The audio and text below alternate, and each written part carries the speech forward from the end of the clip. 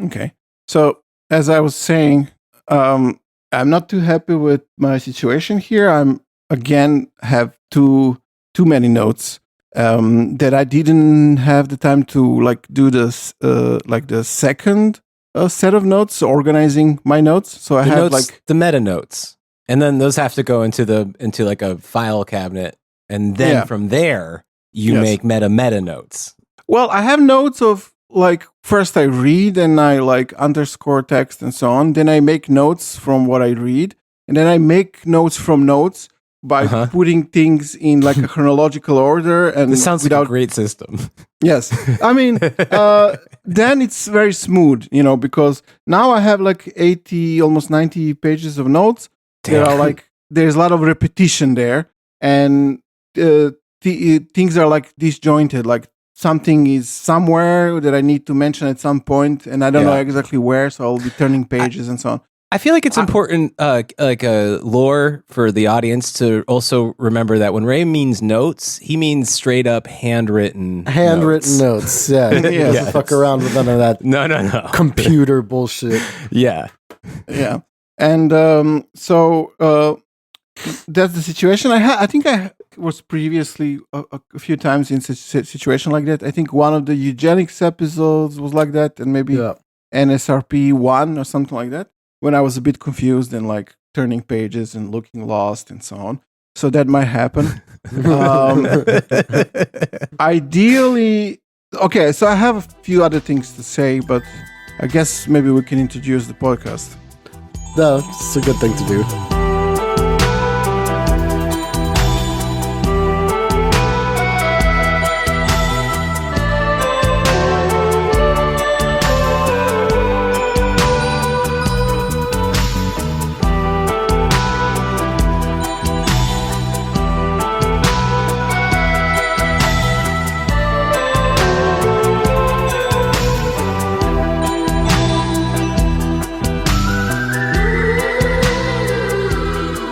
Welcome to The Empire Never Ended with Boris, Fritz, and Ray. Hey. There's Soundy. Sad trombone. The sad trombone didn't really go with the way you sang out our names. Yeah, I just I committed myself to using it today. And I figured I'd forget later on, so I thought I'd use it right out the gate. You're going to confuse Ray even more by just throwing in, like, No, that's they're going to be cursed by God. No, I literally, my goal today was to only use sad trombone. Oh, well, okay. So I'm just introducing it right now as like Chekhov's gun. So no air horn? Not today. Today it's a minimalist. I'm going to focus on, it's a kind of a modernist look at the sad trombone as an object. I want us to appreciate its formalism. If it's like the last one where they kind of hurt themselves a lot, I think an air horn would be in order. Yes. Well, yes. Or a sad trombone. Or a sad trombone. I guess this is what I'm saying. Yeah, but unfortunately, it's not like the last one. Oh. That was fun. But it's over. Yeah. In fact, I was even thinking of kind of not calling this episode NRP Part 2. So we did a National Renaissance Party Part 1, and I think for now it will be the only part. Okay. I'm just going to leave it at that. And in a way, this is the continuation of that, but it's so much more. It doesn't make sense to call it that. I'm gonna call it. I'm gonna go back and edit it to say NRP Part 1 of 1. Then, if you want to, I want. But who knows? Maybe at some point someone will write something about NRP, or we'll find some other text, and then we can have NRP 2. I realize I also put in the description Part 1 of his multi-part episode. So I'm also going to edit multi-part to have scare quotes around it, and then I think we're good. I think we're solid. This and maybe 1 or 2 more episodes will be a direct continuation of that. So in a way, it is NRP part 2. So this is still the NRP universe, right? It is, but also it's in other universes as well. Okay. Or let's say NRP is in this universe. So this is the NRP cinematic the NRPCU, you might call it. We had the Avengers, and now we have Captain America. Actually, Avengers are mentioned in this episode. I am on it today. Wow. Okay. But they are Black Avengers. Oh. Oh, the Black Avengers. I remember the fucking Black Avengers from when? Oh, from way back in the day. This was like some nightmare of who? Maybe Pierce or something. I don't know if do you know if this group existed? We had that question too way back when, and we struggled to come up with anything substantial. So it's supposedly a black. This was a nationalist long time ago, right? Oh yeah. I'm combing my head. I believe a listener kicked in and said that there was such an organization, but I don't want to die on that cross here. Yeah. Okay, so this will be the first part of a few connected episodes. Okay, we'll see. We'll see. Been burned before. So when I was reading William Goering's text from the days when he infiltrated the National Renaissance Party, he's the good Goering. Yes. He in that text he wrote it in like 63 or something like that. He mentions this thesis that he thinks is a hack thesis, and this is the thesis of the existence of a so-called spider, or the Spinne, the global Nazi network that existed. At that time, it was popularized, I think, by a guy called Paul Maskell, who wrote a book called Hitler's Heirs that I did not read. But Goering thought it was kind of a hack idea, and that this Maskell guy is a hack, and it's not actually existing. And I think, especially from his perspective of infiltrating NRP and seeing what kind of people they are, right? He thought that this idea was ridiculous. Because in addition to like them being connected to like old school pre-war fascists, there were still a bunch of inept weirdos. Yes. But weirdly enough, a global or at least international Nazi network did exist. Maybe it's not exactly how some of these writers describe what the spider was, but such a thing did exist, or maybe it's one network, maybe it's a few networks, but it certainly did exist. A lot of these things connected to, like, at first, the Spider was supposed to be an actual organization connected to Otto Skorzeny, who seems like he was a kind of a fraud for a large part. I mean, he was Hitler's commando, but he also lied a lot. Yeah. It's a par for the course with these early Gladio imports. A lot of them were just like, okay, I see a good deal, I'm going to fucking take it. Sure. Yeah, I was commander of so-and-so in Nielash party, and on. Yeah. And another way that the spider is used is a kind of a name for the whole network, not as a specific group, but just the whole idea of Nazis having some kind of power and connections between each other. And with states and intelligence and so on. To be contrasted with, I think, the red octopus of communism. I guess so, yes. Although, there is also a difference in how it is portrayed, because a lot of people in the West today, specifically, equate the spider with something like Gladio, for example, and they always talk about it as a kind of a subsidiary of the American Empire or something like that. But like we know that people like Kevin Coogan wrote about how parts of these networks were actually connected with the Soviet bloc, like Yoki, for example, who was very connected with a lot of these groups, like the Bruderschaft that we mentioned when we talk about Yoki. And so the people we had also, like, for example, some years ago, TrueAnon did a series on the spider with Mike Judge from Death is Just Around the Corner. And we talked about before that we had this, because Mike Judge, he has this thesis of calling the American Empire as the Fourth Reich, and we said we had some different ideas about that, and we thought that maybe the EU is better called that, because the idea of the Reich was always this idea of a kind of a European empire dominated by Germany, and that maybe the American Empire should be maybe better seen as a continuation of the British Empire, as a kind of a British republic who has its own empire. And I think at the very least we can say that when we're talking about the American ultra WASP ruling class, even the pre-WASP types, they saw it like that for sure. Like these are the guys that had their Anglo-American friendship societies, like the guys that were like Air Force admirals probably thought that way for sure. Yeah. And also now I think this is not a series about the spider. So I'm calling these few episodes The Spider in New York City, or something like that. Because it's... I think they have rats. Yeah. Because it's kind of... It's interesting because Goering thought that, the example of NRP shows how the idea of the spider is ridiculous. But ironically, the New York was one of the points in this network. And the people who were connected to the network were also very connected with NRP. Although they were the kind of gray eminences of the party. It was not Madol. It was people who were kind of telling Madol what to do or giving him money or suggestions and so on. Which doesn't mean they're also not ridiculous in some way. They're not necessarily, like... I mean, Yoki. Yoki, like we talked about him a lot. He was a kind of international Nazi man of action. He's also kind of a very funny person as well. Oh, yes. Yeah. I don't know if any of you is ready to kind of remind our listeners who Yoki is.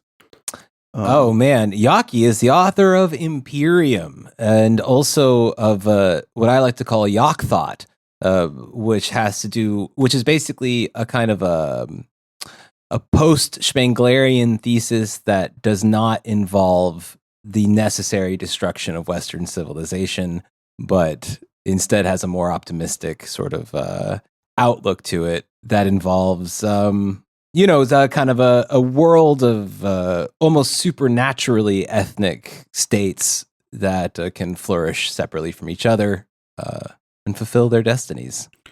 Well, it's important also to note that he was quite important to the development of American post-war neo-Nazi thought. Everybody from Willis Carto to these NRP guys to William Luther Pierce and the like were all big fans of the Yok. Yes. And he was also a very controversial figure because when he was arrested and committed suicide in prison in San Francisco in 1960, he had something like 8 fake passports with different names on him. And he traveled the world. He was active in Europe, in the Middle East, in Egypt, and other countries.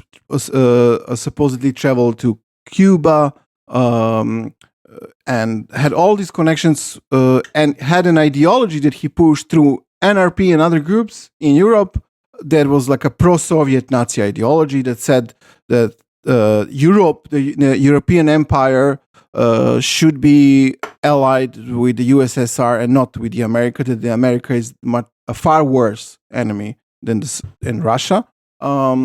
And also seems to have had connections with actual Eastern Bloc intelligence. But he never went to the USSR, right? No, there are some ideas, speculations that maybe he went to East Germany, spent some time there, but this was never confirmed. Allegedly, he did some work for the Czechoslovak intelligence as a courier, but from Vienna, or actually to Vienna, he was supposed to deliver a package to Vienna, which is kind of confirmed in some other literature that mentions that Vienna was the connection point between former Nazis and East, Soviet Bloc intelligence, something like that. Because there were a bunch of those Nazis who shared. I think they were kind of a minority, perhaps, but Nazis who shared Yoki's opinion about the alliance with the Soviet Union existed. In fact, the main and first neo-Nazi political party in West Germany was the Socialist Reich Party, SRP, which also had this policy. They had there were Nazis, actual Nazis in West Germany already in the late 40s, early 50s, organized as a party before they were banned, who had a neutral position in the Cold War, and had direct contacts with East Germany and actually received some funds from there. And Yoki had a direct connection with them as well. I gotta say, Yoki's personality certainly fits the type for any kind of intelligence asset, because we know that a lot of our, people on this show who end up becoming informants often do so because they think they're extra smart and they're special, and those facts alone make them so fucking inept when dealing with. Right, because they always think that they're the ones gaming the intelligence agencies, exactly not so. the other way around. Exactly so. Yes. Yeah. Exactly. So in that sense, the spider is obviously not one thing, and it's we know that there were like conflicts inside of these networks about this issue exactly. Although there was also like a lot of like tolerance, and like mutual kind of coexistence and tolerance. Like people who were aligned with different blocks in the Cold War also worked together at times, and sometimes they were in conflict. So it seems that like the spider, if such a thing actually existed in that way, I mean, we know that it existed in some. Also, elements of it try to have some kind of semi-autonomy in the Cold War and like saw their allegiances as pragmatic at times. Sure. And we know in Italy, for example, there was like big conflicts. Like one of the reasons why we know Gladio exists is that this Italian fascist Vinci Guerra, a terrorist who was a part of the new order there, was kind of angry by the use of in the way that the CIA and the West and the state used fascists. Like he felt exploited. That was the idea. He felt exploited, and he felt that the Prince Borghese, who was kind of running things there, was not an actual fascist, that he was a reactionary, that actual fascists are like a revolutionary ideology that want to continue.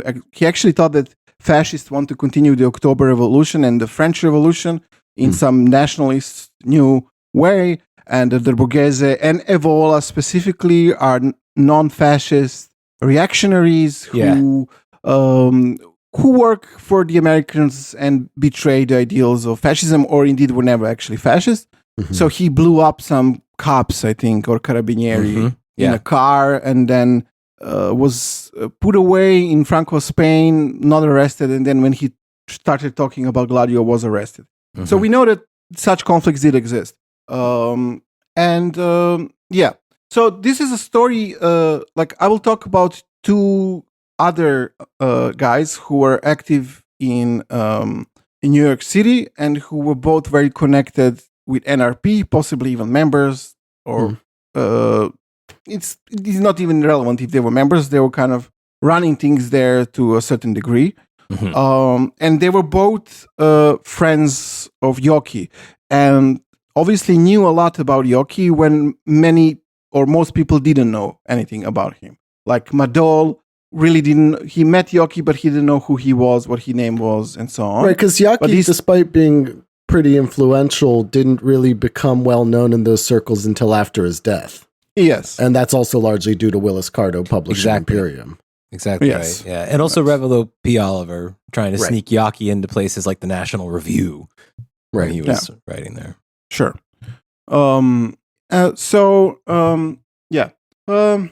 Yoki was. I mean, we did a bunch of episodes on Yoki. You should listen to that if you want. If you didn't listen to it, I think we have three episodes on him and 2 more on his book. I don't know. That's It depends on what you count. I mean, Yeah. Do we count the RPG adventure? I do. Yeah. We may have one of the only Yoki themed TTRPGs ever made. I'm sure we're in the top 3. Yeah. Okay. I started turning the pages. Oh, it's a real page turner, this one. Amen. I like this plot twist at the top of the episode here. Yeah. Psych, you thought this was going to be NRP. Let's talk about the Borghese. I was at Villa Borghese. I walked through the park there, sat at a cafe. Where's that, money? Rome? That's ancient money. Yeah. Oh my God. I mean, good Lord. No wonder they're fucking fascists. They don't want people to have that shit. Yeah, but as I said, this is not the Spider episode or arc. It's just talking about some. We're just talking about some connections that of NRP circles in New York City with the Spider. And maybe in the future we can do like we're talking about doing a whole arc about these deep state aspects of these networks, and the Spider should certainly be a part of that. And so okay, like Yoki. So also one more note. I actually am not sure what I prepared now, the many notes, if it will be one episode or two. We'll see that. I'm guessing 3. 80 pages of notes sounds like more than one episode for sure. That I want to talk about in this episode, or maybe in the next episode, we're also like Yoki active in American fascism from before the Second World War. And like Yoki, both of them saw themselves as not as American fascists, but as German agents working behind enemy lines. And interesting. Which, I mean, they probably actually literally were. So they are Frederick Weiss, or Frederick Charles Ferdinand Weiss, or Fred Weiss. Wow, yeah. Please say the whole name. I think that's important here. Frederick Charles Ferdinand Weiss. And the other guy is called H. Kit Thompson, although he's also, his full name is Charles Harold Kit Thompson Jr. Wow. Again, some impressive white names here. So let's start with Fred Weiss. Fred Weiss, born in 1885, died in 1968. He was older a lot than Yoki and H. Kit Thompson. Weiss was born in Germany, and he actually was a son of a wealthy industrialist who at some point, like by 1918, lost his money. Okay. Sign it up. So Weiss claimed that he had like a very good education, that he had like degrees both from the Heidelberg University and also the Sorbonne in France. He was an engineer, allegedly. And he also said that he worked as a patent lawyer, which is okay. Let's just pause then and point out we got a guy coming from a German industrial family, so probably pre-World War I era cartel family then, and then he gets into patent law, which, if we recall from our All Honorable Men episode, was the primary vehicle by which German industrial cartels extended international control. Right, I was about to say, this is definitely not the first time patent law has appeared. No. It sounds boring, and it is, but it's apparently like ultra espionage. It attracts a particular type of psycho. Oh, yeah. So, like the Dulles brothers, and fucking, etc. So, Weiss migrated to the U.S. twice. He first came to the U.S. in 1909 or 1910. He allegedly also worked as a kind of a financial mediator for the Northern Pacific Railway. This is information, by the way, that comes from the Nazi Kerry Bolton. I'm using some of his texts for this episode as well. So many twists. Bolton, an Order of Nine Angles guy from New Zealand, who's now former he's a Christian, but also Nazi. He wrote a text about Madol and also about Weiss and also about H. Kit Thompson. But all the other things that I use, I already mentioned in the NRP episode, the books that I'm using. Weiss never became a U.S. citizen. So during the First World War, he went back to Germany and served in the military. He was the artillery officer. What a dumbass. But artillery officers, I mean, he's showing his class stripes there for sure. It could be a cavalry officer. So that absolutely. He said himself that he served 4 years continuously in the trenches.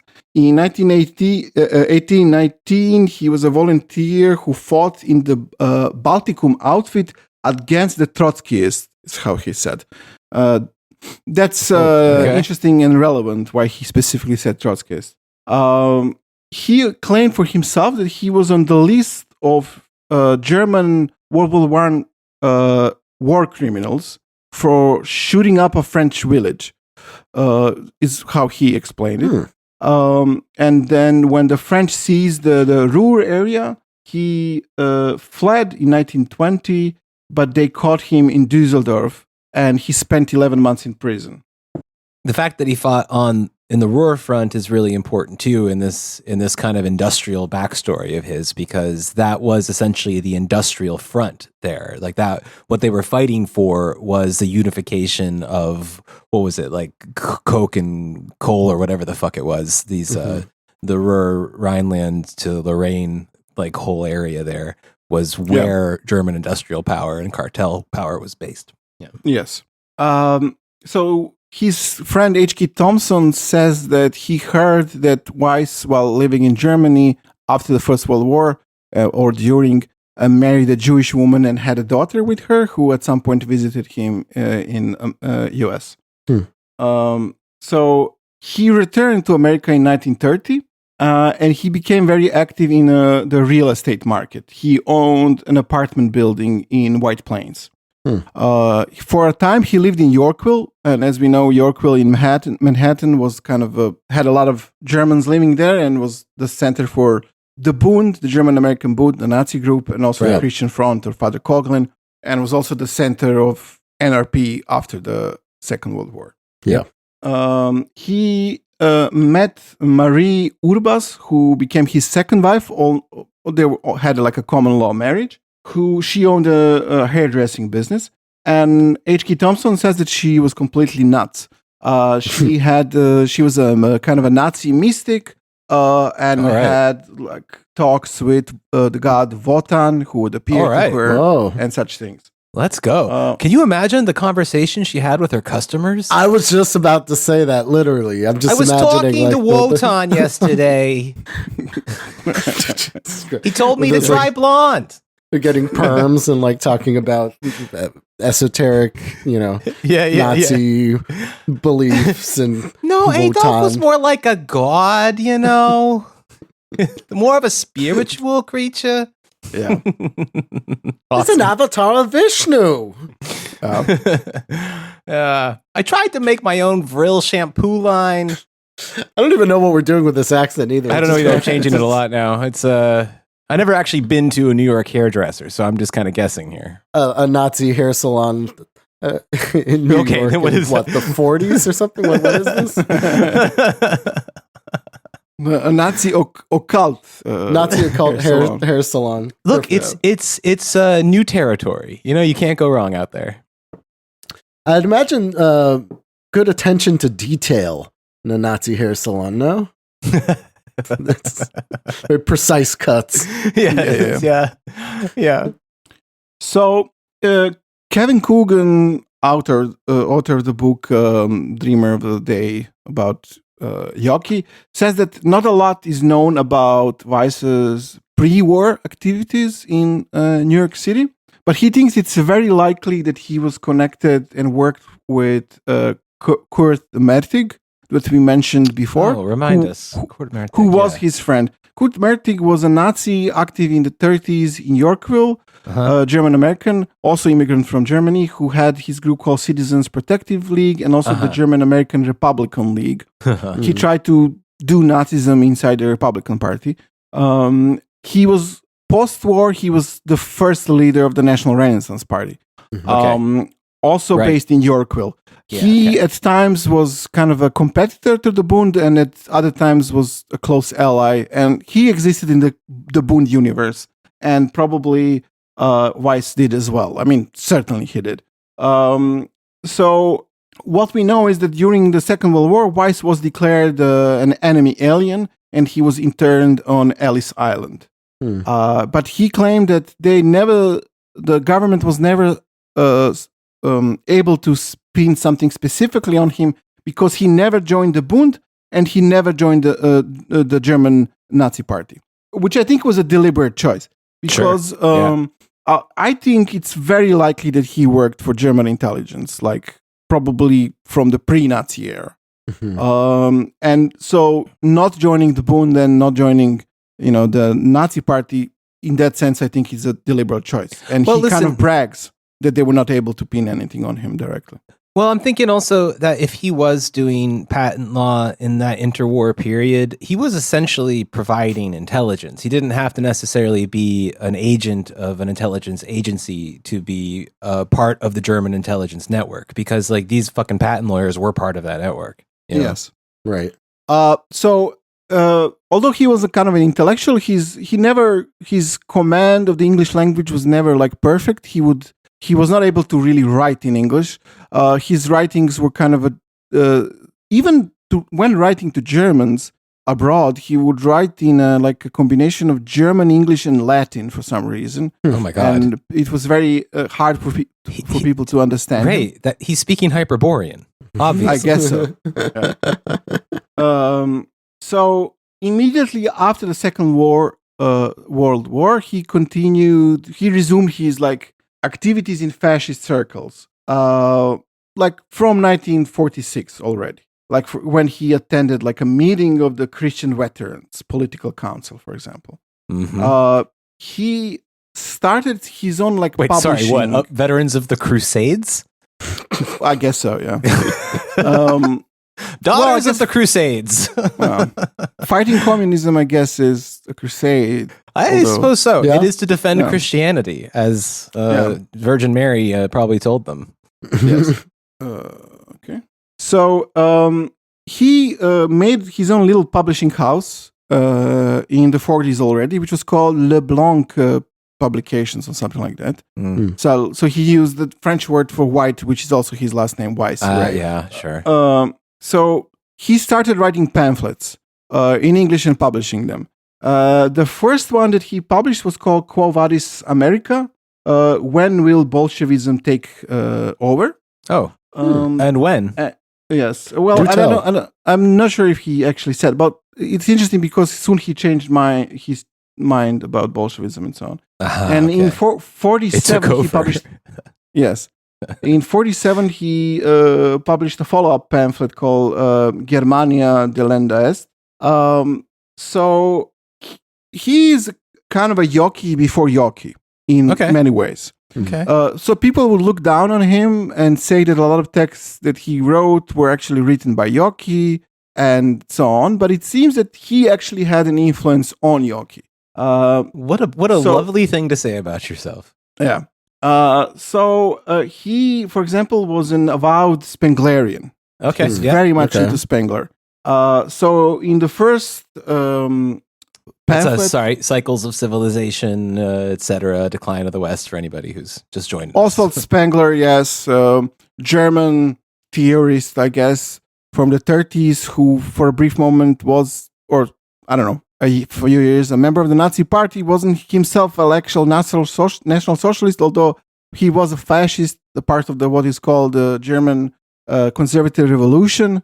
But had some different. He was not an orthodox Nazi, let's say, and Weiss wasn't as well to some degree. He was more into Spengler than Nazi orthodoxy. So, for example, he used his view of when he wrote about post-war politics. He used Spenglerian jargon. He said it was a struggle of Orient against the Occident, or Magian against the Faustian culture. Some of the first words we learned on this show. Yes. Yep. So Magian, we know, from David Mead, who also, I guess, got it from Spengler. Yeah. Yes. And in Germania de Lenda Est, he specifically critiqued the Nazi blood theory. He said it's completely wrong and a travesty. Although he was a super racist at the same time, similar like Evola. So he pointed out that that during the 30-year war, 2/3 of the German population was destroyed, and that since that time there is no pure German blood or something like that, and that in the Second World War, because of all the migration that happened before, there was like the index of like the Nordic blood was on the side of the Allies, not on the Axis. Like like I guess America and the British, I suppose. the British were more, and specifically America were kind of more Nordic than the Germans themselves, for example. Which he didn't take. He didn't think this is the flaw of the Germans. He just thought that this kind of approach to race is kind of ridiculous. So he would quote from Spengler here about race. This is Spengler saying, which reminds us of Yockey, of course, and Evola, who probably also got it from Spengler. So the quote from Spengler goes as, "Whenever I speak of race, I mean it in an ethical, not in a Darwinian or zoological sense. When I speak of colored races, I do not mean this literally, since besides the Africans, Indians, Negroes, and half-breeds of the whole of America, the Islamic nations, Chinese and Japanese, I include above all Russia, which again has become an Asiatic Mongolian state, and which is now the sovereign of all colored nations." I see. Yeah. So you would think that this would mean that Weiss has a kind of is against Russia, but it actually means completely different. Something, as you remember when you read Imperium. Oh God, I did. Yockey had like an extremely racist view of Russia, but at the same time was very pro-Russian in his geopolitics. Yes, and kind of admired it. Yeah. So also before Yockey, Weiss wrote about the Jewish conspiracy in similar terms. He warned against the Magian Jewish consensus, which has traveled unaltered through millennia. And which is cemented not by a deliberate kind of concrete organization, but by a wholly metaphysical impulse, which is landless, timeless, and boundless, and completely alien to the Western man. This is this Magian thing. Yes. Right. So after this metaphysical spirit of the Magians achieves its aim, which is a stateless, classless world chaos, it will be the only cohesive power now in the world. Sweet. Equipped with a Machiavellian intelligence. But wait, Machiavellian intelligence, fine, but it gets to be stateless and classless, right? Yes. And chaotic. That sounds like a pretty okay trade-off. I don't know. Yeah. Yeah. Yes. So, this kind of Asiatic Mongolian character of Russia is actually what makes it no longer be under Jewish control. Oh. So this is the twist, This is how they managed to get rid of the Jews. Because before Yockey, Weiss was like Stalin was the return to the pagan Mongolian Asiatic Russia. Okay. And which is why they're better ally than the US, which is under Jewish control. So in 1950, he published a pamphlet called The Untouchables, and in it, he divided communism into two kinds. One is Western Jewish-controlled Trotskyism, and the other is Eurasian Stalinism, that reflected the true soul of Russia. Okay, so this is why he specifically said that he fought against the Trotskyites. Yeah, makes sense. Mm-hmm. Yes.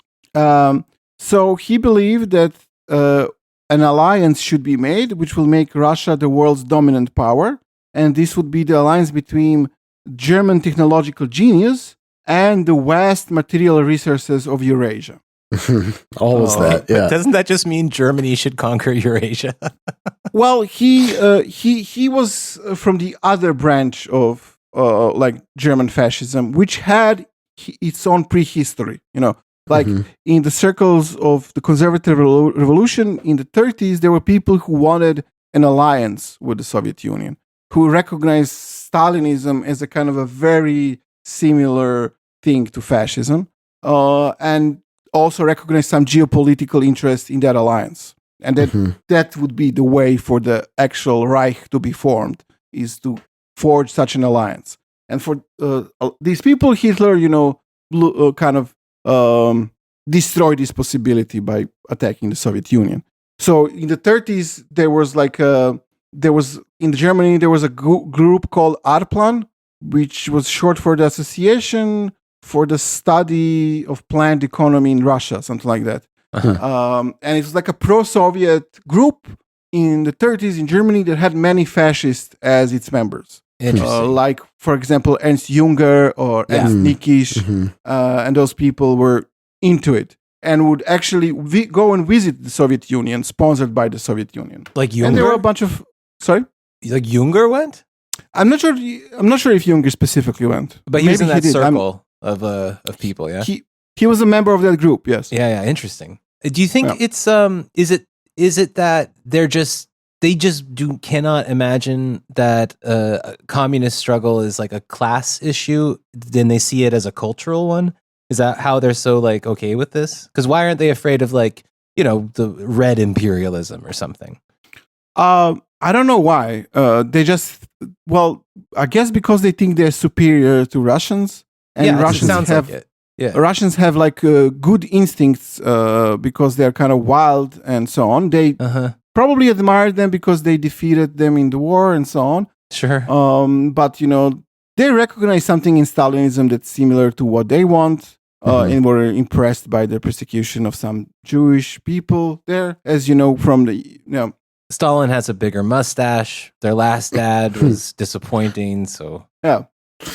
So I mean, you know, this like okay in geopolitics, which is a very kind of Nazi science. There is this thing, always this idea about the German-Russian alliance, and how much the U.S. doesn't want it to happen. It's not only connected to Nazi politics; it's like kind of a more broader thing than that. Like the war going on now in Ukraine also has some elements in that. It did separate Germany from Russia, and the Germany was kind of reluctant at the beginning. Yeah, and the Americans' constant critique of Merkel's, kind of forging of alliances with Russia, or at least deep economic ties. Yes. So this is the kind of the dream of the Reich is, uniting Germany and Russia in some way.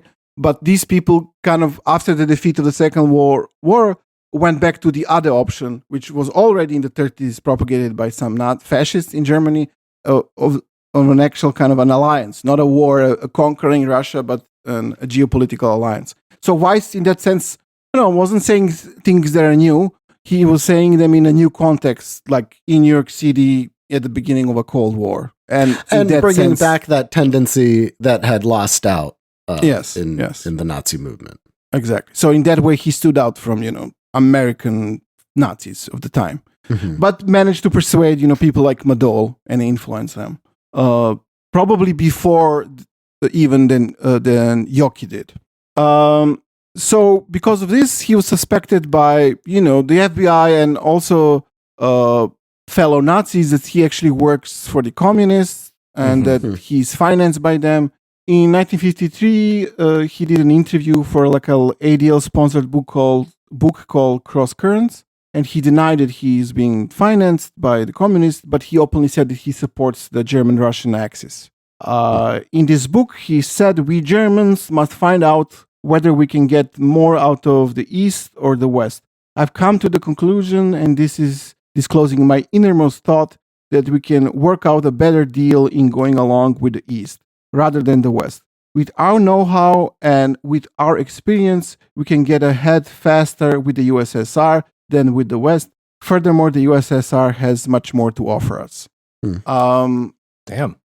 At the same time, he played like a very important role behind the scenes in the creation and the financing of the National Renaissance Party. So what was he doing now for work in order to be able to finance real estate? Real estate. Right. Right. Yeah. So in 1953, German police in Germany did a raid on an illegal neo-Nazi group called German Rally, and they confiscated a bunch of publications which were printed by Weiss in New York City. So he didn't print only his own text in English, he printed a bunch of material in German for Nazis in Germany. And around the world, actually. Classic, because American free speech laws allow that to happen. Yeah, Yes. It's still a thing today. Yeah. So about race science, he would say things like race purity is a grotesque word in view of the fact that for centuries all stocks and species have been mixed, and that certainly the German peoples are no exception. But at the same time, he was just a big racist. And for example, in his text about Arnold Toynbee's book, he would attack him specifically for betraying the white race, because Toynbee opposed this idea there is such things as race consciousness. So there is no actual white race, but the white race totally exists. And not only that, but it has its own race consciousness. And he's a huge anti-Semite. Yes. Right. All right. So well, you did kind of imply he was semi-literate. Yes. Well, in English. Uh-huh. Allegedly, he had all kinds of degrees, Right, exactly. Yeah, it's true. But, it happens. So he was also connected and friends with a guy that we mentioned in the Yoki episodes, which was George Sylvester Vierik. Of course. He's a fan favorite. Yep. He's like a poet, a novelist. Inventor of the psychic vampire and the gay vampire. Okay. In the same book. He was a guy who, for sure, was also like a German agent. Yeah, that's right. Since the time of the First World War, maybe before that, and continued to be so during the Second World War. Yep. And he was also interned because of that. And he had like a salon, like an apartment in Manhattan, where all kinds of intellectual Nazis would hang out in the 50s. Well, he was also a very close friend of Nikola Tesla. They wrote intimate letters together. He was a confidant of Tesla, one of Tesla's few confidants that were human. Okay, actually, interesting. Well, in addition to Mark Twain, but he seemed to go on these kind of literary figures. Yes, indeed. Yeah, and also, of course, we can't forget Vierik's what I think was his greatest hit, which was turning the U.S. Congress into a free Nazi printing press. Right. In the early war. Yeah. And he was also kind of openly bisexual and into orgies. Mm-hmm. And well connected with U.S. politicians. I think I'll talk about that a little bit later. I'll just mention it. He, like, people who would hang out at his apartment were H.K. Thompson, Weiss, but also Matt Cale was a part of this circle. Okay. Oh God. Oh man, Vierik must have fucking hated him. I can't imagine. No. There is a photo of Vierik, Matt Cale, and H.K. Thompson as the two of them are young men with Vierik. Man. In this, Cale is so boring. I guess, boring dude. But he was probably gay as well. And, I was about to say maybe that's true. Was very much into Ezra Pound. Yeah, you're right. Cale was a poet himself, I think. It's like it's like the estuaries we covered. Yes. Wait, what I want to say. So another person that would hang out in Vierik's apartment was Lawrence Dennis. Right. He would be there frequently, and H.K. Thompson really liked him a lot, and like they were friends. So Weiss also maintained like close relations with Condi McKinley. I think that he is the publisher of the Common Sense, which also was that's right.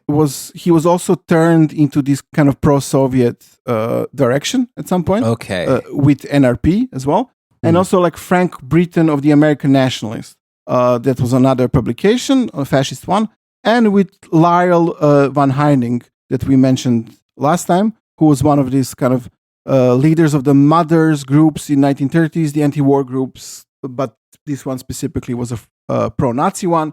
And Lyle also published a newspaper called Women's Voice, where Eustace Mullins, who was a member of the NRP and also was hanging out in this apartment, was writing for.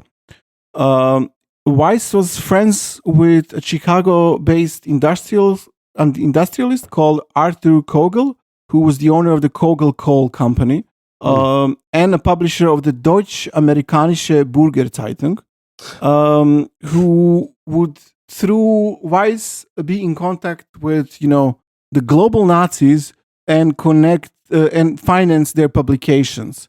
One of which was Nation Europa, which was edited by a former Waffen-SS guy called Arthur Enhart. Quite a rogues gallery assembled here.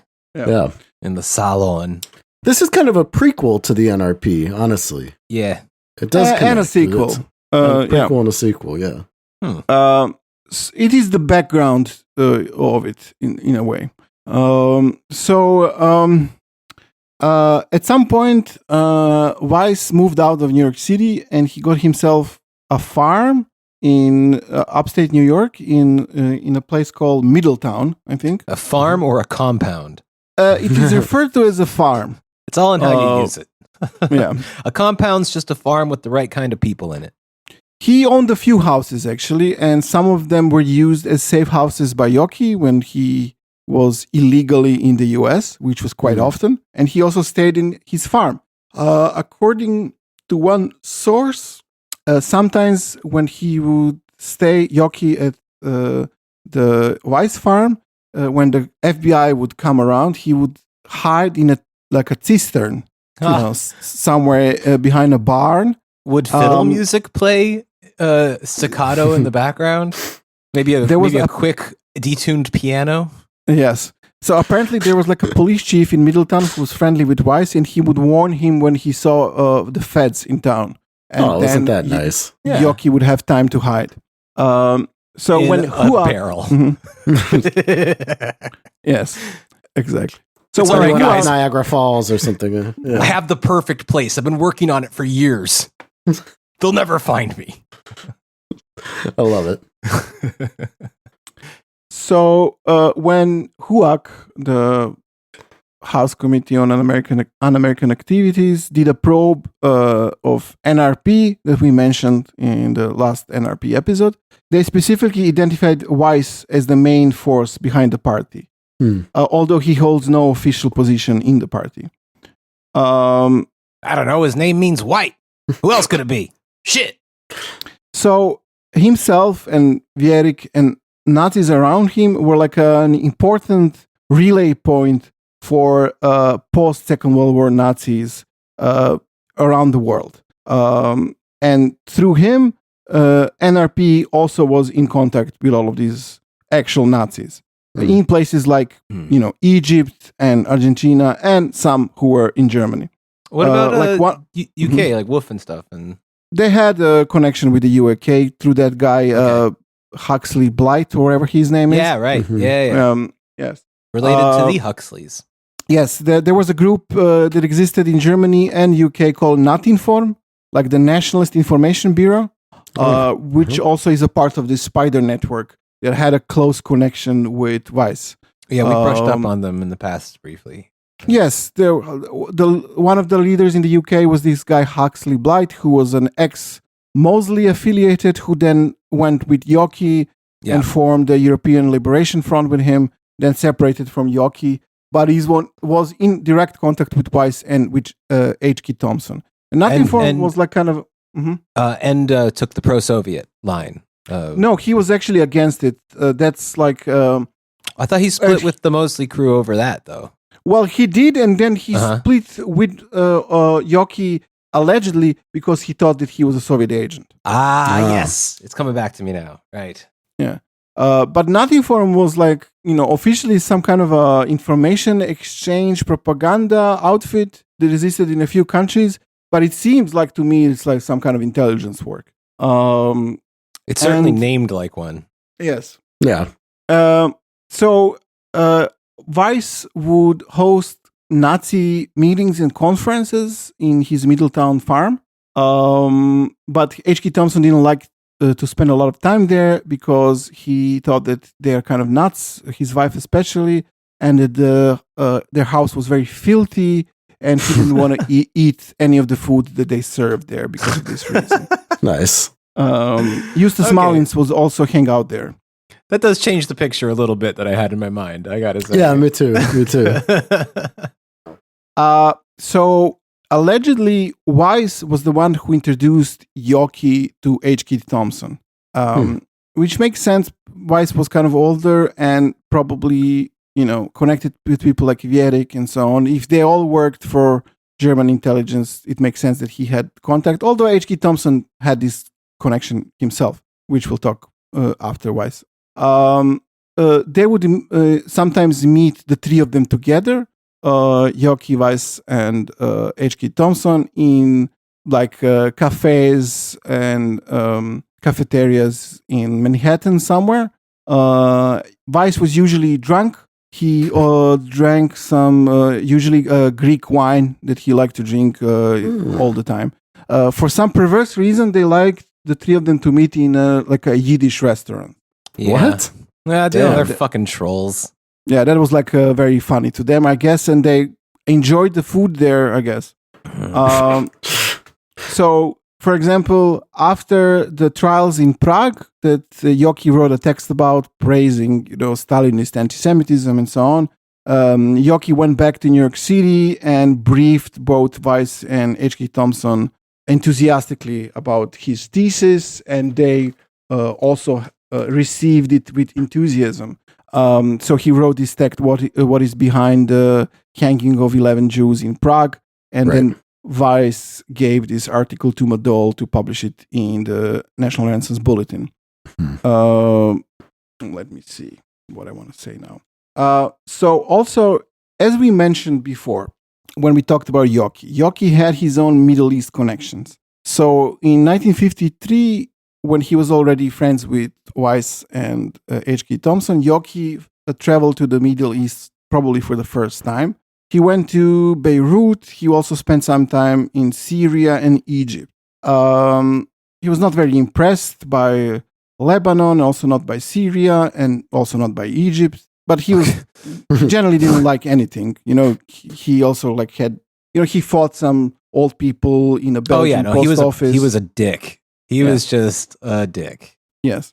Very self-absorbed, etc. Yes. So one of the Nazis who lived in Damascus was Dr. Emil Rudolf Gelny, a member of the New European Order, who was close to Johann von Leers, a Nazi who lived both in Argentina and in Middle East and converted to Islam, had a Muslim name, and was an important person in these Nazi networks. Both of them were in contact with Weiss and H.K. Thompson, and had good connections with the local political establishment.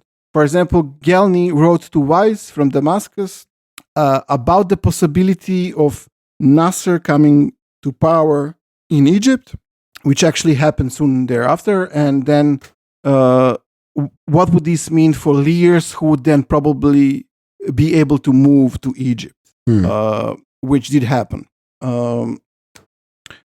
In one of the letters that Yockey sent to Weiss from Egypt, he mentioned something like, "You've been here before," implying that Weiss was in Egypt himself. Yockey wanted to say how it's very shitty there, but the sentence is something like, "You've been here before, but it was better when you were here," something like that.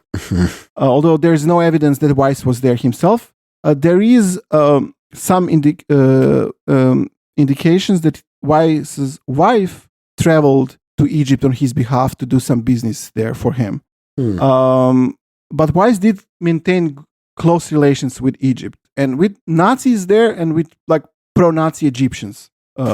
So one of them, this is interesting, is a guy called Ahmed Hussein, who was a head of an Egyptian fascist group, which was called Green Shirts. So there were Green Shirts interesting. in New York City and Green Shirts in Egypt. And he also visited them in New York City, this Ahmed Hussein guy, in the late 40s or in the 40s, maybe even during the war, I'm not sure. And he addressed a meeting which was sponsored by Weiss's friend Kurt Mertig. So even Otto Strasser, the Nazi enemy of Hitler, who was the leader of the dissident Black Front group, he wrote to Weiss asking if he can help him get a job at the Cairo University. So this is way back in the day. He had these connections, probably to Egypt. Yeah. I mean, already in the early 50s, he's well connected. But this is probably through but these if Strasser was writing to him, Strasser was writing to him post-war. Interesting. I mean, Gregor Strasser, his brother, was killed in the Night of the Long Knives. And Otto Strasser was alive. It's kind of, Otto Strasser is kind of a black sheep among some Nazis, but obviously has some connections. Which makes sense. Otto Strasser had this kind of also ideas about the alliance with the Soviet Union in the 1930s. Sure. And Rockwell would attack Weiss and Yockey as the neo-Strasserites. Although they never openly cited Strasser or something like that. They were into Hitler, actually. But in terms of politics, they were closer to Strasser. At this level, I'm realizing how fucking esoteric this discussion would be if you just joined now. Like, we're sitting here talking about which Nazis fucking preferred, the Soviet Union, and which of those Nazis within the ones that like the Soviet Union preferred Hitler or Strasser. Yeah. And their fucking connections to Egypt. Yes, and their connections to Egypt. This is some finely ground data here. Yeah. So, this is a very interesting... the thrill of the podcast. This next thing is very interesting. We discussed it when we talked about Yockey, but it should be mentioned again because it's very connected to Weiss. So this is the whole thing about an alleged plot to make a new kind of a nuclear bomb. Nice. That both Yockey and Weiss have a connection to. Because Yockey, when he was in Egypt, he was talking, according to his letters to Weiss, personally to Nasser about this idea. And he's updating Weiss on what's going on with that. So Yockey would report to Weiss that he told Nasser and his Egyptian contacts that if they want to get the nuclear bomb, they should contact Weiss about it. And he called him the genius of Amiland, which I guess is how he called America. And that the Egyptians should talk with Weiss about prices and so on. So it's a kind of a mysterious thing, this whole thing. But Weiss, some of the pamphlets that he published with the Leblanc publications was pamphlets on Max Planck. One of them was called Max Planck and the Future of Western Civilization. So in this pamphlet, he mentioned the imminent creation he wrote about an imminent creation of a goose egg atomic bomb. That's the term that he used. Which is what, a small atomic bomb? A small atomic bomb capable of destroying 4 city blocks. And this would be a cobalt-based nuclear bomb. Oh, yeah, this is the cobalt side story of nuclear stuff. Yes. Okay, gotcha. By the way, he wrote about Max Planck in order to say how he was much better physicist and genius than Albert Einstein was.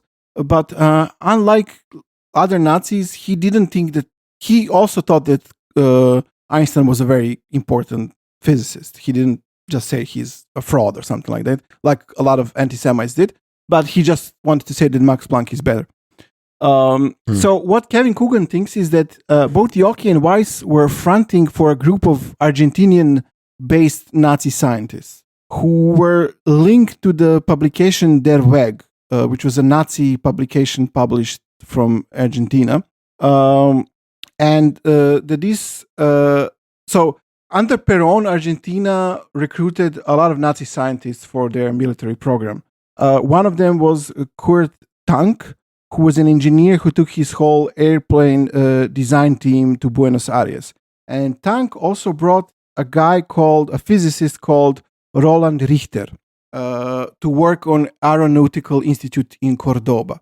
In 1951, this guy Richter and Perón himself had a press conference in which they announced that Argentina has achieved nuclear fission. And they didn't want to disclose what material they used. They said it's super secret, but it's not uranium or plutonium.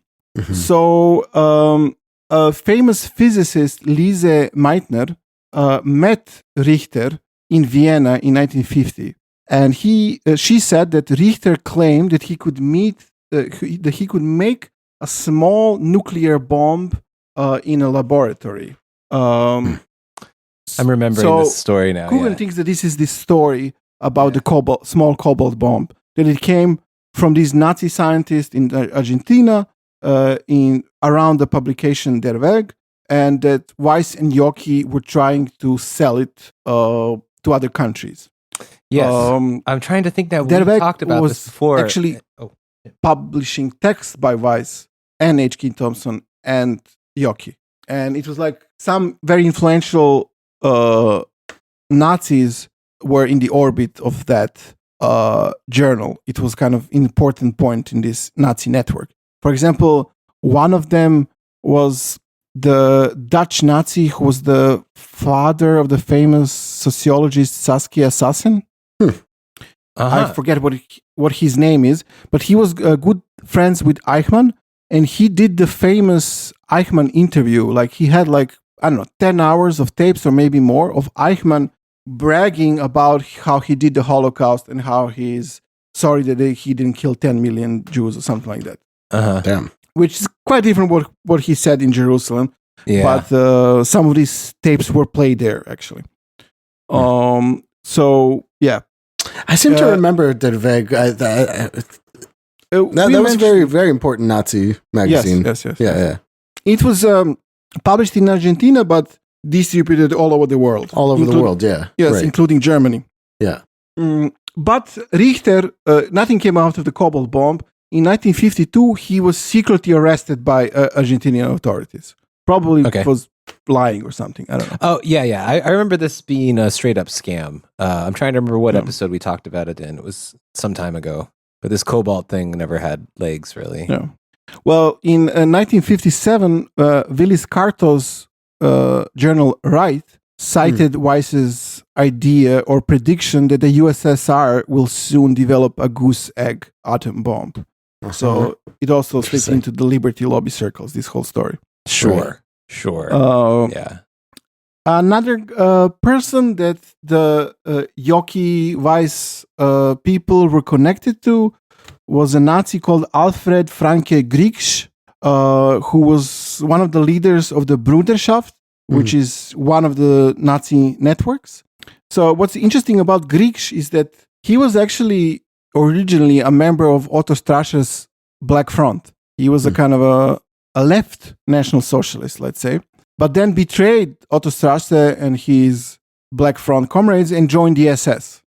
But after the war, when he was in Bruderschaft, he was pushing this pro-Soviet line in the Bruderschaft and was, because of that, in some kind of conflict with the leader of the Bruderschaft. He allegedly, this guy, Franke Griegsch, went into East Germany at some point and then disappeared. It was not certain what happened to him. There were rumors that he was killed by the East Germans or the Soviets, or that he was working for them, because he went there in order to work for them. But Griegsch was in contact with both Yockey and Weiss before his disappearance. So one of the people that Weiss was in contact with was Hans Ulrich Rudel. We know him a little. He was a famous Stuka pilot, Rudel, I guess, and like a important Nazi and a hero to a lot of these people. And interestingly, he would ask Weiss for money. So, but it's Weiss had money, but I think he wasn't rich. Like when he and Yockey and H.K. Thompson would dine out, H.K. Thompson would always pay for everything. So I think that this money that he was giving out to Nazis wasn't his personal money. He was just like a kind of a point of transfer of money from one point to the other. I guess it was convenient for them to have someone in New York City, probably, for those purposes. Also, like Peter Huxley Blight, the ex-Mosleyite, ex-European Liberation Front guy that I mentioned, who ran Natinform, would also ask Weiss for money. I think Rudel is one of the people that young Dan Burroughs used to write letters to when he was before he joined the NRP. That's true. And also Mana Trujillo or Emmanuel Trujillo as well was in contact with these people through Weiss. So, by the way, Dan Burroughs had the spider tattoo on him. Oh, that's interesting. Yes, because this whole idea of the spider, as popularized by that book, was appeal to a lot of Nazis. Well, that makes sense. Yeah, Dan was also very attracted to symbols. I mean, he was obsessed with them. Yes. So, yeah, he would be very sensitive to that kind of thing being around. Yeah.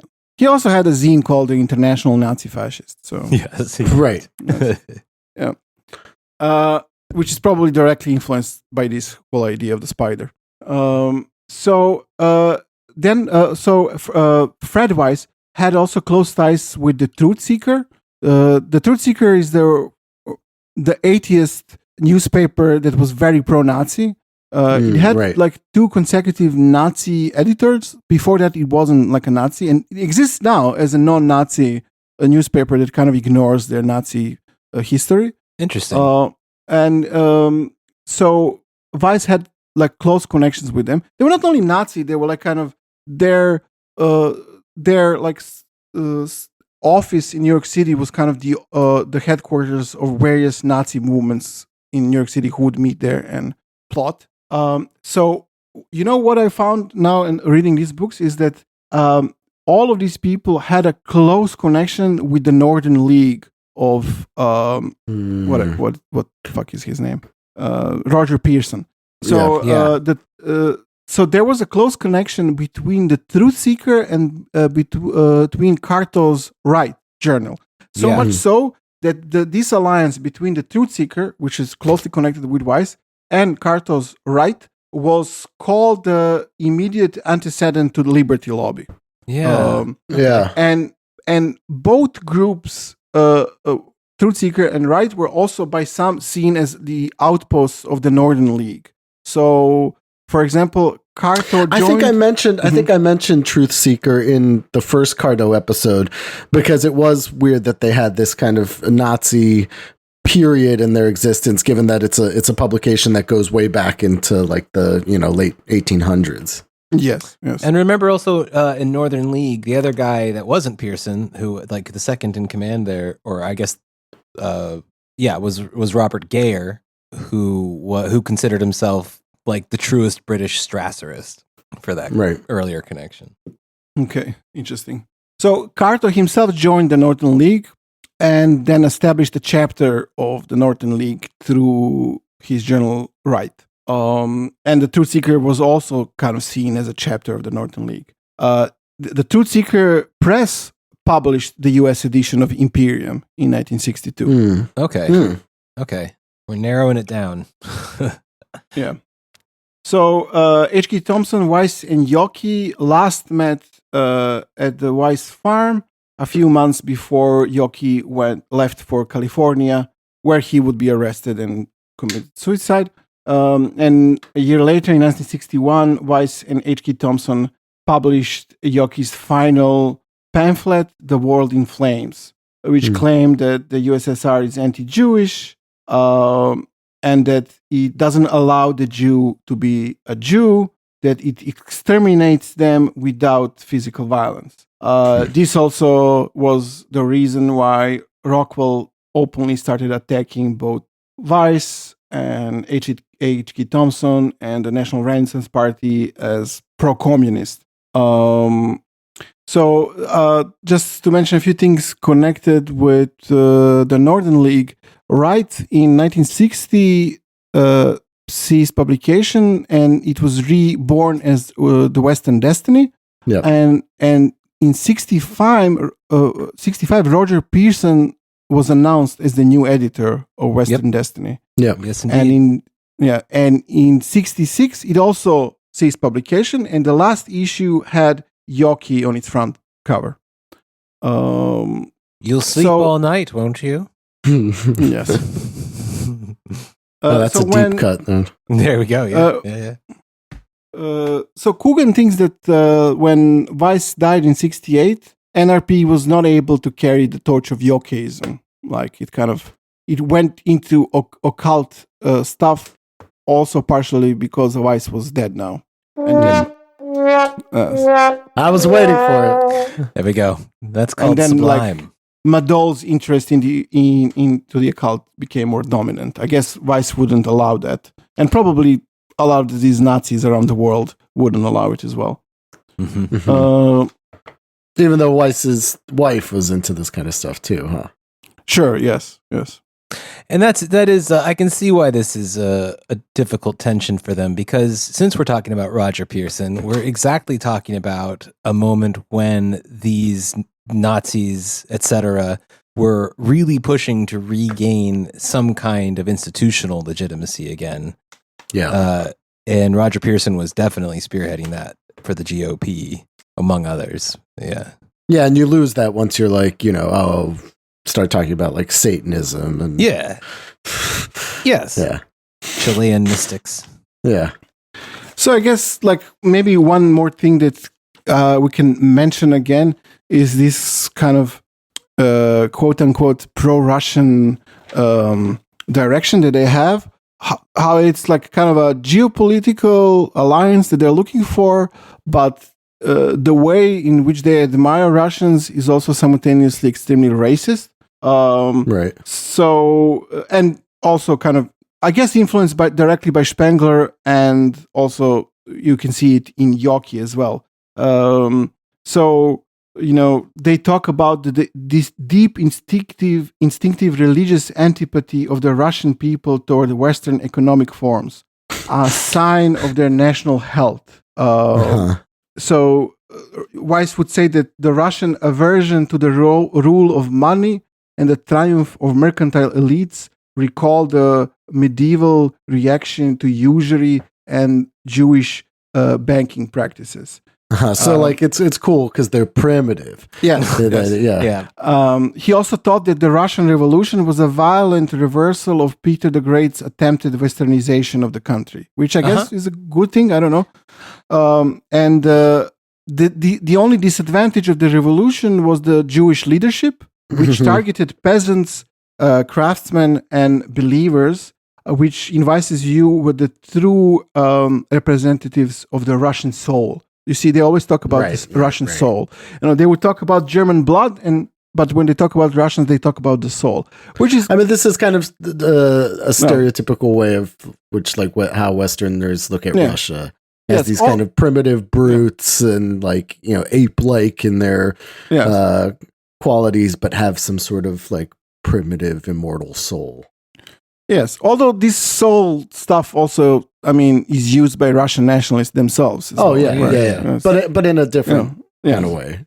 Not being hey, we're primitive. It's worth mentioning too that if I recall, in Spengler's writings on the Eastern Slav, I think the key symbol he assigned them was the open plain, and said there that they all somehow seek. I guess in another way you could say equality, a flatness, that was, so I think these post-Spenglerian Yockey reading guys definitely had that drilled into their heads. Sure. Yeah, I can see that. But Weiss, concluded that in the end, things were good because the revolution ultimately fanned the flames of Russian nationalism. And that under Stalin's leadership, nationalism fused with the revolutionary communism, which they saw something close to the fascism of the kind they liked. Also, there is this strange story that I'm still not understanding completely that involves Weiss. And this is this, they, H.K. Thompson and Weiss and other people would often, H.K. Thompson specifically would write public articles denouncing the National Renaissance Party as infiltrated by communists and controlled by them, but also having this kind of pro-Soviet line as well. It is explained that this was tricks on their part. Sometimes they would spread rumors that Weiss and H.K. Thompson were in a fight, that Weiss and Yockey's girlfriend hired a gangster to beat up H.K. Thompson and so on. These were allegedly rumors that they spread themselves in order to confuse their enemies, allegedly, or to portray themselves as anti-communist in the press, something like that. By saying how Nazi groups are infiltrated by communists and so on, and this is the group that basically is their own group. They're denouncing their own group. It's very strange. And after they denounce it, they continue to be affiliated with it. It's very strange. It's kind of confusing. But at other times, they would use this word, like this term communist infiltration, to actually mean groups like the ADL or the Non-Sectarian Anti-Nazi League, which also target these groups, targeted groups like the National Renaissance Party. But there is a very strange story about a guy called Sanford Griffith that I really don't understand completely, or Sandy Griffith, which, it's Andy Griffith. Sandy. Yeah, okay. It's a very confusing story. You have like H.K. Thompson. I will talk more in the next episode when I talk about H.K. Thompson, but writing text about how Sandy Griffith is a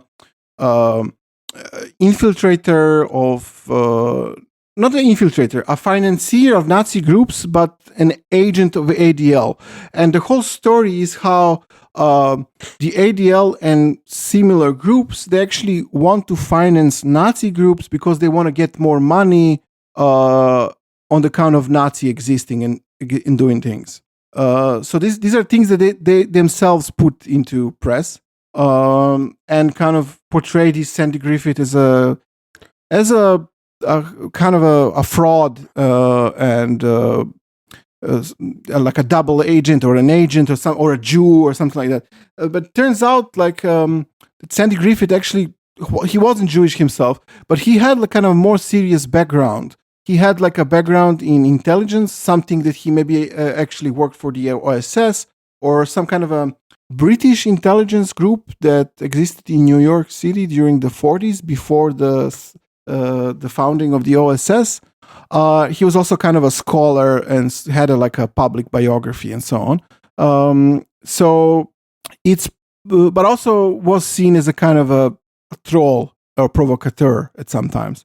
So it's completely unclear to me what was going on here.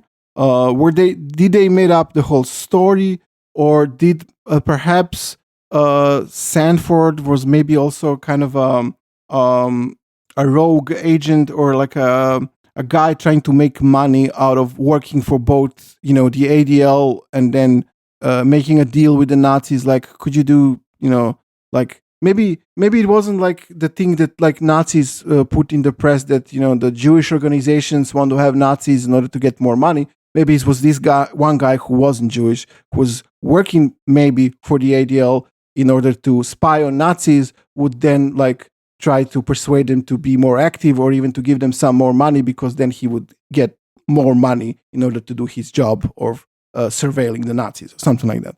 But it's like even weirder because Sandy Griffith even bought a house next to Weiss's farm in Middletown. He was like his closest neighbor. There was like a pond in his Weiss's yard. On the other side of the pond was the house of Sandy Griffith. And for years, they would meet and like talk and gossip and so on. So I don't know what the fuck was going on there, but something was.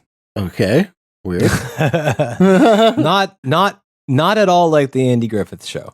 Yes. No, very few parallels there, unless Don Knotts showed up or something. Yeah. Ron Howard. Well, damn. Feel like you opened up a whole box of something there. Yeah, I mean, that's kind of the entry into this story. I think the next episode will be maybe more interesting about H.K. Thompson. He's, I think, a more interesting guy, and he died in 2002. Okay. Oh wow. Yeah. We really need a bio on him. It's well past time. I'm excited about that. I want to hear. But I gotta say, Weiss is is interesting in kind of unexpected ways. Yes. I'm kind of surprised that I didn't really know of his name earlier. He seems to be, pretty important guy. Especially like linking this old world Nazi to, American neo-Nazis. And also American neo-Nazis with international Nazis. With international Nazis, yeah. And even beyond that. I had no idea. Even beyond that, to like the pre-war cartel systems and like legal structures that tie into like intelligence gathering and stuff. I mean, like it's a very this season sort of guy. Yeah. I think there's only you just saying his name over and over again just made me think of Vice and Power Team, of like Serbian horrible, like Euro dance from the 90s. Well, I don't know why my brain went there. I was I'm like, gonna need a link Vice. to that, and we're gonna have. I don't know if we should do that. Oh yeah. Okay.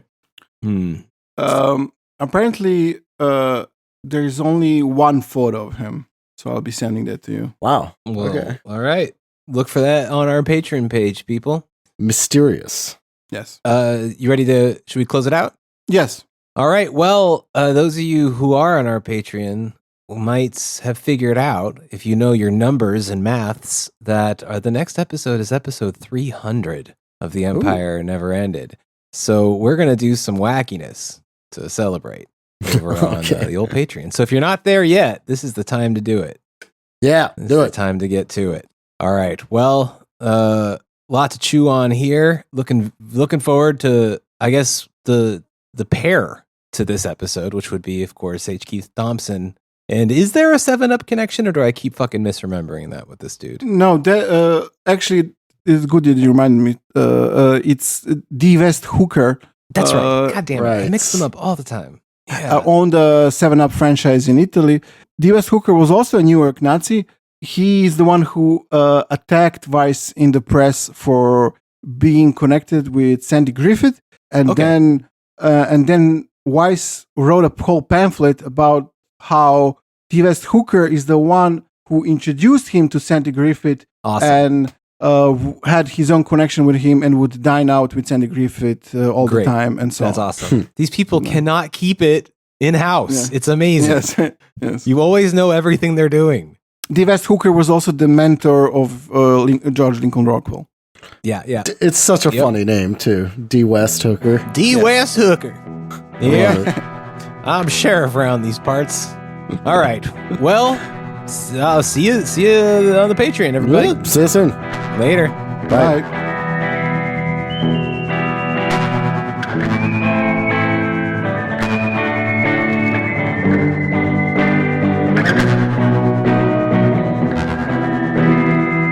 Hey there, all you free people enjoying your free episodes from The Empire Never Ended.